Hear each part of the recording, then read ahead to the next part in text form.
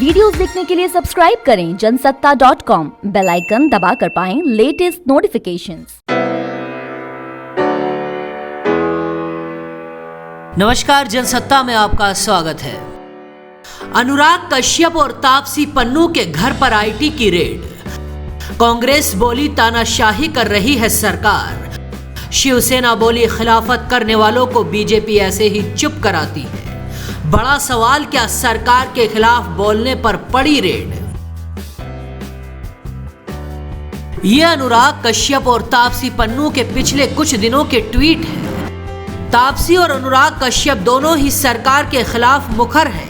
बात चाहे किसान आंदोलन की रही हो या फिर शाहीन बाग की, ये दोनों ही सितारे सरकार के विपरीत चले हैं। इसीलिए इनके घरों पर पड़ी आईटी की रेड को बदले की कार्रवाई के नजरिए से देखा जा रहा है।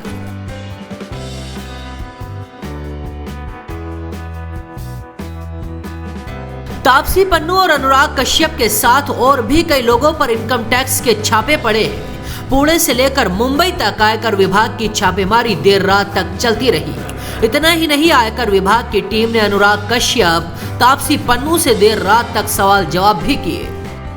आयकर विभाग के मुताबिक अनुराग कश्यप, विकास बहल, विक्रमादित्य मोटवाने, मधु मंटेना ने मिलकर फैंटम फिल्म कंपनी बनाई थी, लेकिन 2018 में इस कंपनी को बंद कर दिया गया। इसी कंपनी से जुड़े टैक्स के मामले में छापेमारी की गई थी।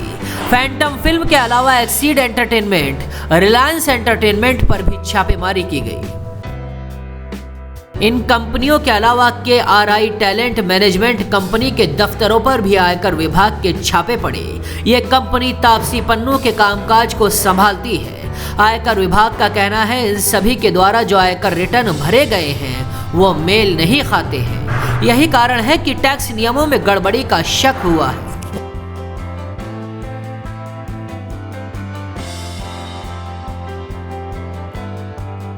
महाराष्ट्र सरकार के कैबिनेट मंत्री अशोक चौहान ने छापे के लिए केंद्र को जिम्मेदार ठहराते हुए कहा कि जो लोग सरकार के खिलाफ बोलते हैं, केंद्र सरकार केंद्रीय एजेंसियों के माध्यम से उन पर दबाव बनाने की कोशिश करती है। शिवसेना नेता प्रियंका चतुर्वेदी ने कहा, बीजेपी केंद्र सरकार के खिलाफ बोलने वालों को ऐसे ही चुप कराती है। जो भी मोदी सरकार के खिलाफ बोलने की कोशिश करता है उसे ऐसे ही चुप कराया जाता है। मोदी सरकार और बीजेपी केंद्रीय जांच एजेंसियों का दुरुपयोग कर रही है।